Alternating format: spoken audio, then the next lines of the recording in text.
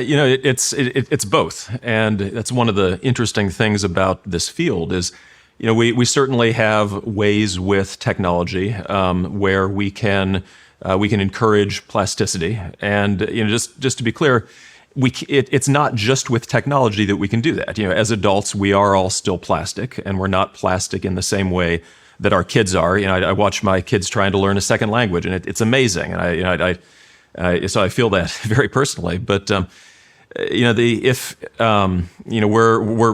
we're plastic every day, and that we learn things as adults, and we have mechanisms where if we're particularly emotionally engaged, then we learn things better. Now with technology to encourage and increase plasticity, we're on a journey of learning where we're informed by the basic science, we're informed by the applied science of how do you interact with the brain in a better, more targeted way, and there's a lot of interplay between the fundamental science and what we can do with technology.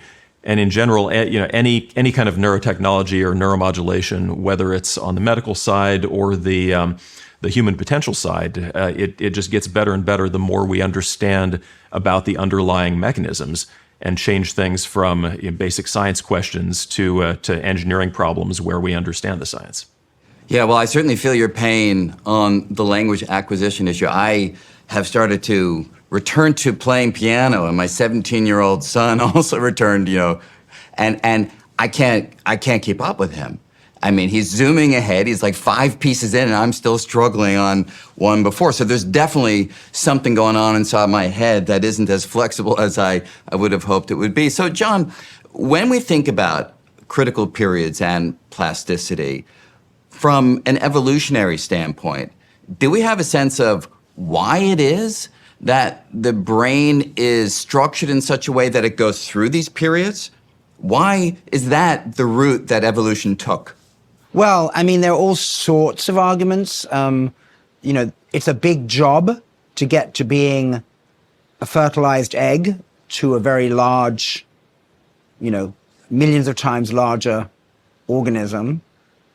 So there's a job that needs to get done to set the system up and have it respond to experience so it gets set up with the right structure. But you don't want that runaway plasticity indefinitely. I mean, there are consequences to unbridled plasticity.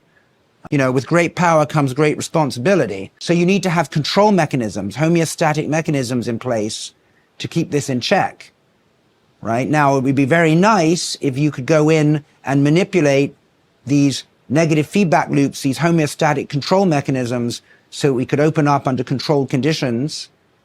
But it makes a lot of sense to me that you don't want these growth environments to be on indefinitely. Right. So Takao, we are starting to learn, and that's really the point of the conversation we're having here, that there is something new in our understanding of brain plasticity. The older idea that we've just heard is that there are periods when the brain opens and it kind of closes down. But now I gather there's evidence that we may be able to reopen brain plasticity in mature brains, in adult brains. What's the evidence for that, and why do we think that may be the case?